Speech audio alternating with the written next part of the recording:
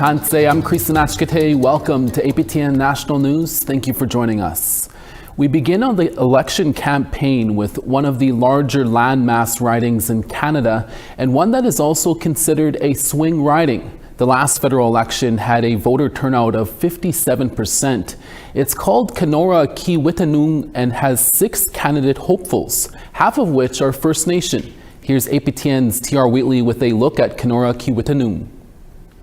NDP hopeful Tanya Cameron canvasses Shoal Lake 39 Reserve. This is her 3rd election. She ran in 2008 and again in 2011. She's been working for Elections Canada since 2014 until now. Looking for your support on election day. This is Kenora Kiiwetinoong. It's massive, over 250,000 square kilometers, basically a third of Ontario. Shoal Lake 39 is just one of 38 First Nations in the riding, and of those, about half are fly-in only. 35 will have polling stations, I hope.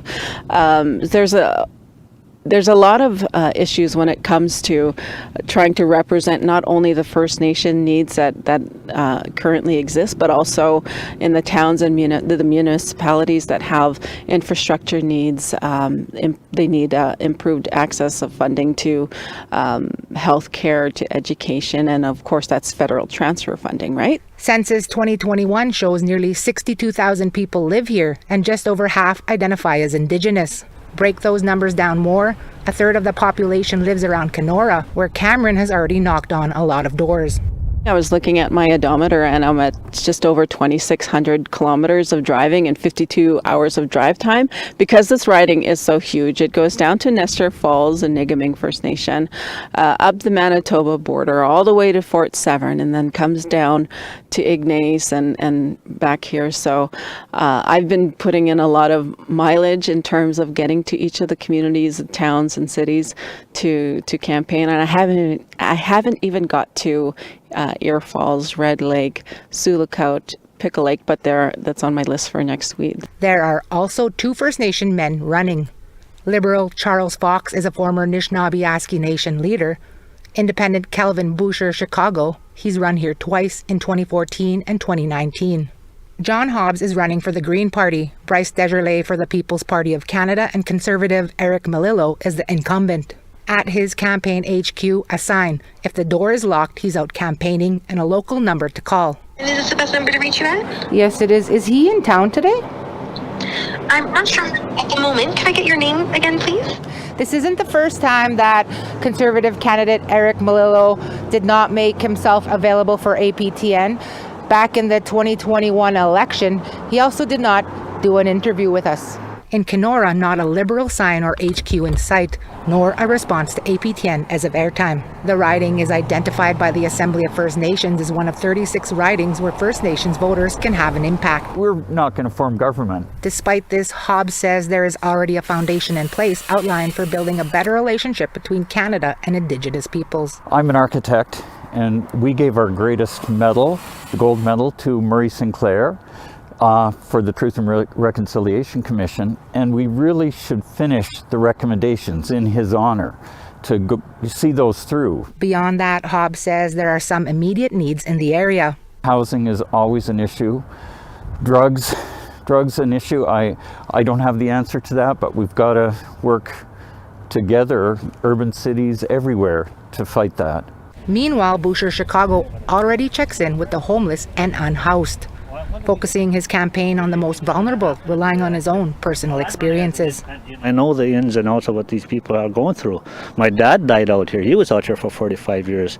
I have a daughter that's out here. She's been out here for I don't know how long.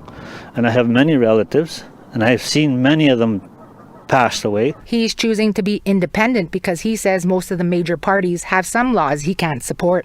I like to use my good friend John Rafferty. He was from Thunder Bay back in 2007, can't remember exact dates, but he opposed the gun law registration. And for opposing the gun law registration, he was put in the corner. Since the riding was created over 2 decades ago, it's flip-flopped from Conservative to Liberal. But despite all the efforts to engage Indigenous voters, polls predict it could be another Conservative win here. TR Wheatley, APTN National News, Kenora. Thanks, TR. In the coming days, TR will introduce you to some voters in Kenora, Kiiwetinoong, and hear what issues matter to them.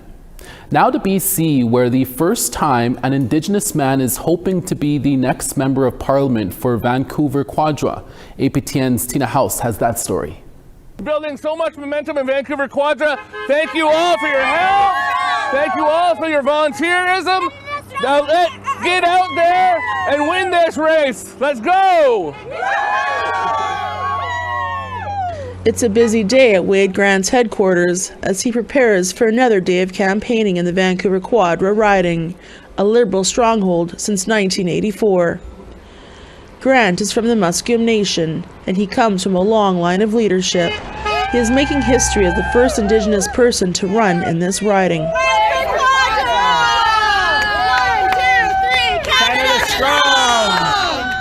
Well, my mother was chief when I was a child. Politics has been in my blood. I was born and raised in this riding, and I think I owe it to the people that helped me become the person I am today. And I want to continue this journey with the Liberal Party because I want my kids and my grandkids to have a bright future in this country. Also hoping to become the next Member of Parliament for Vancouver Quadra is Tom Digby, who is running for the Green Party. We've got a great campaign we're rolling out, putting the environment first, and I have a great deal of experience in business and in government, so I think I really am ready to be the voice of Vancouver Quadra in Ottawa. And also running in the Vancouver Quadra riding is Alam Fakarani for the New Democratic Party and Ken Charco for the Conservative Party of Canada. However, both of those candidates did not get back to us for an interview. For Wade Grant, if elected, his priority is to continue finding ways to advance reconciliation. I've also worked at the highest level of government in British Columbia in the Premier's office, and I've made connections right across the country, not only with just the First Nations community, but with the greater community itself, creating real reconciliation that's going to be important as we move forward into the next 4 years. And for Tom Digby, his goals, if elected, are to support a strong economy. I'm a business green. I really focus on establishing clean technologies as the way to move forward. I mean, we really have to stop this oil and gas production. We have to stop public subsidies into that. If the industry wants to run itself, that's fine. But we're putting so much public money into oil and gas that it's pushing us way too far down the wrong road. Hello, I'm Wade Grant. I'm the Liberal candidate in Vancouver Quadra. And the campaigning continues as we get closer to April 28th, when voters from across Canada get their say in who will run this next government. Tina House, APTN National News, Vancouver. Thank you, Tina. Moving north now, the Yukon only has one seat in the House of Commons, and there's 4 candidates vying for the role of the territory's next MP. While none are Indigenous, the candidates we spoke to say Indigenous priorities will be top of mind if elected. APTN's Sarah Connors reports. The Yukon riding covers more than 480,000 square kilometers, but despite its massive geography, it only has one seat in the House of Commons. That one seat represents the entire territory, which is about 47,000 people and has essentially been a Liberal stronghold for the last 25 years. So, who are Yukoners voting for? Incumbent Brendan Hanley is running a second time for the Liberals. His main focuses are facing up to the threat of U.S. tariffs, affordability, and tackling the housing crisis. He says the Liberals are the first party in modern times to work seriously with Indigenous governments to advance reconciliation.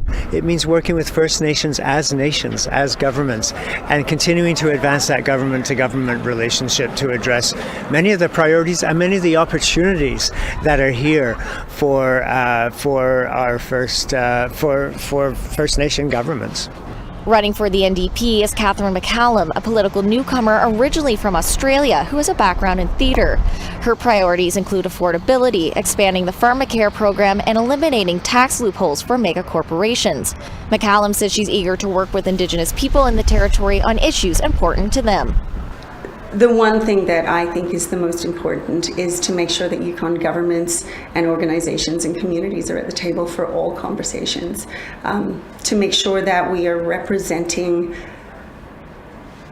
people in a way that they wish to be represented, and to make sure that we are managing policy in a way that actually works for communities. Gabrielle Dupont, who's running for the Greens, is another fresh face to politics. Dupont, who works in architectural drafting, says she's committed to fighting climate change. She wants to champion clean energy projects in the territory and tackle the territory's affordable housing crisis. If elected, Dupont says she would listen to Indigenous people and advocate for clean energy projects important to them. They do want to see changes happening at many levels in their relationship with the federal government. Lastly, Ryan Leaf is running for the Conservatives. Leaf previously served as Yukon's MP from 2011 to 2015, but lost the seat to Liberal Larry Bagnall. He made headlines at the time after he conducted a citizen's arrest on a woman he caught vandalizing his campaign signs. Leaf was not available for an interview with APTN News by our deadline, but his stated campaign priorities echo that of party leader Pierre Poilievre and include lowering income tax and removing the GST on new homes. So, who will win Yukon's seat in the House of Commons? Stay tuned with their election coverage to find out. Sarah Connors, APTN National News, Whitehorse. Federal party leaders will square off this week in back-to-back debates, and APTN News will be there to bring you extensive coverage of both events. First up is the French language debate taking place this evening, and there have been some major changes there thanks to the Montreal Canadiens hockey game. The debate tonight has now been moved up by 2 hours and will begin at 6 p.m. Eastern Time to accommodate the Habs versus the Carolina Hurricanes, as the Canadiens' playoff hopes are on the line. You can watch the debate in its entirety here on APTN at 6 p.m. Eastern. We will also have a pre-show with Nouvelle National host Kim Sullivan and her guests Chief Constant Awashish and guest Matiate Lebrec-Saganash. That will now begin at 5:30 Eastern Time and will preempt the APTN National News tonight. Kim and her guest will also be back at 8 p.m. Eastern Time to discuss what happened. And then on Thursday, you can watch the English language leaders debate live on APTN at 7 p.m. Eastern Time. Dennis and I will be live at 6:30 p.m. Eastern Time, right after your APTN National News. We'll be joined by Pam Palmerter, Jennifer Leywitz, and Cam Holmstrom to cue up the debate. We'll also have a half-hour post-show following the debate at 9 p.m. Eastern Time. Our APTN Languages channel will present the show in Plains Cree at the same time, and the English language debate will then re-air on APTN Languages in Inuktitut and Anishinaabemowin. We now want to tell you about this week's second web poll question. For Federal Leaders Debate, make sure to watch our coverage Thursday, April 17th. On our website, we ask, do you support the federal Conservatives' plan to put violent offenders behind bars indefinitely? Your answers are yes, no, or unsure. Have your say by going to aptnnews.ca. The poll section is on the right-hand side of the homepage. Another chief in Manitoba has been charged with sexual assault. That story when we come back. Stay with us.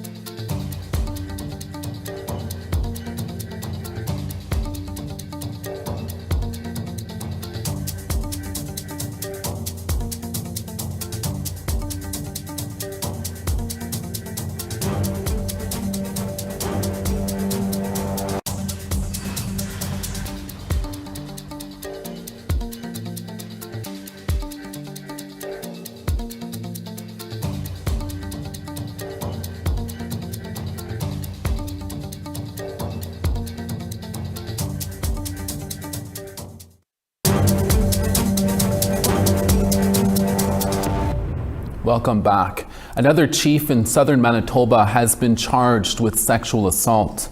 According to Saskatchewan RCMP, 53-year-old Chief Donald Smoke of the Dakota Plains First Nation has been charged with 2 counts of sexual assault. Smoke was arrested in February of this year. RCMP say the charges come after a report of a sexual assault was made in June of last year. Investigators say the alleged assaults happened in Kindersley, Saskatchewan in February of 2024, and the victims are both adult females. Smoke will make his next court appearance on May 6th.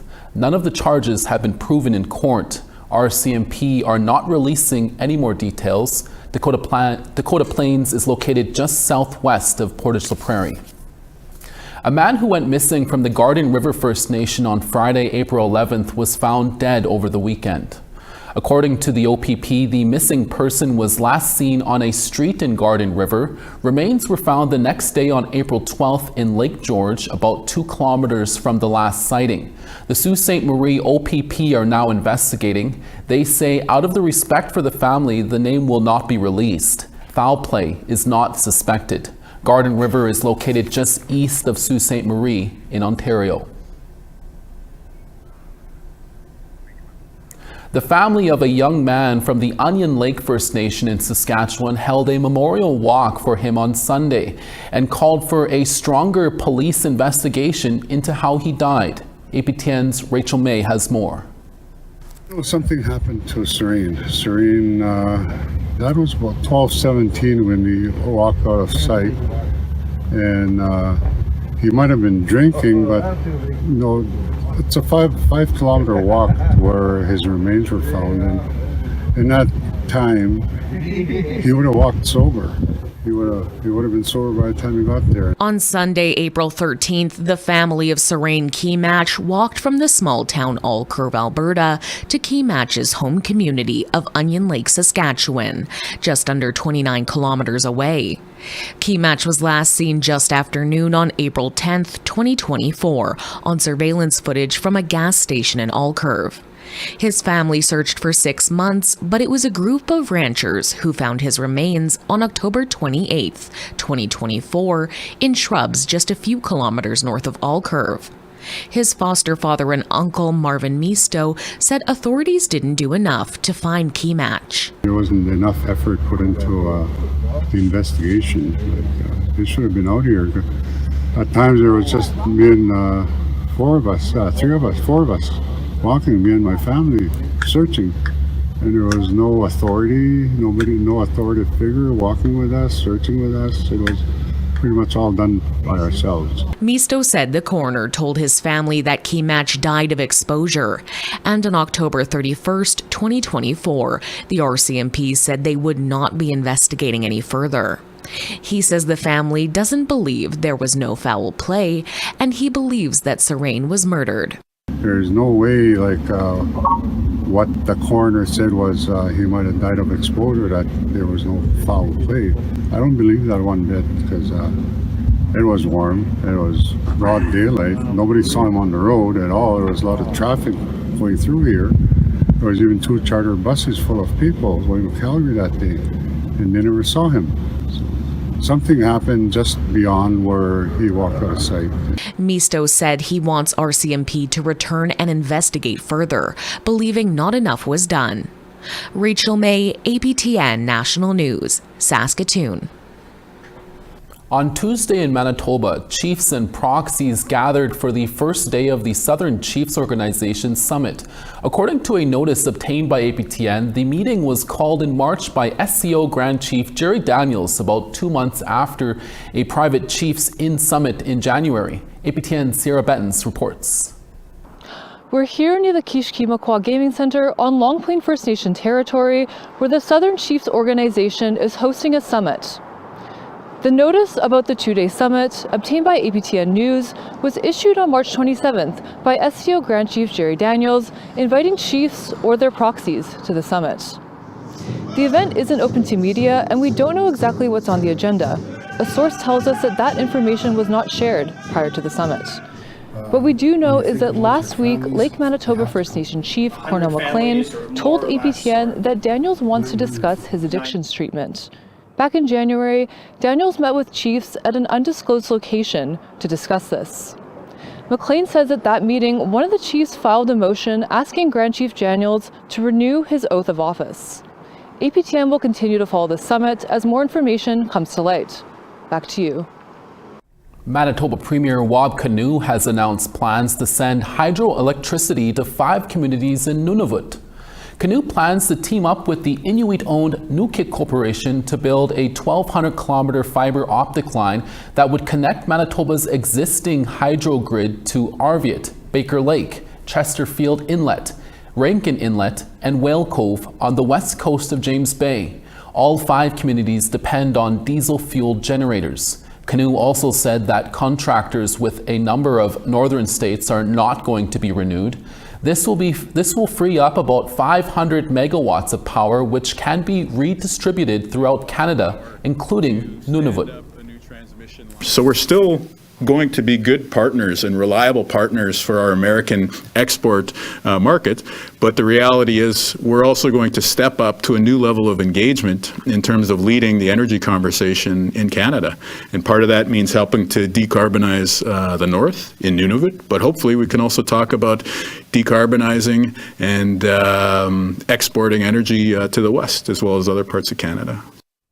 The Zatsul First Nation in British Columbia has asked the provincial Supreme Court to review the decision that would allow the height of Mount Polimine Dam to be raised by 4 meters. At a protest on Tuesday in Vancouver, Zatsul Chief Rhonda Phillips said BC is allowing the move without consulting them and without an environmental assessment. BC says it cannot comment on matters that are before the courts. In 2014, a tailings dam at the open pit gold and copper mine in the Caribou region collapsed, spilling waste into nearby waterways that the Zatsul say still impacts their territory today. Zatsul is located about 300 kilometers northwest of Kamloops. We have more news coming up after the break. Stay with us.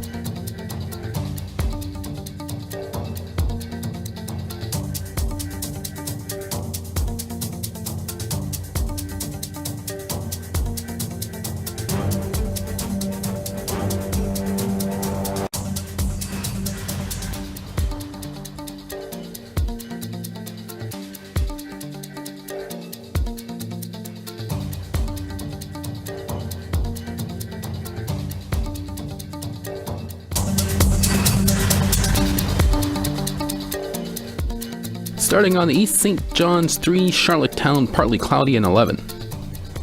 Nuujjuaq -7, the Grand River -6. 2 in Quebec City, St. Jovite 2 as well. Sunny and 2 in Ottawa, Peterborough 2. 1 in Sudbury, Thunder Bay 2. Norway House 4, God's Lake Sunny and 1. Winnipeg 6, Barron River 7.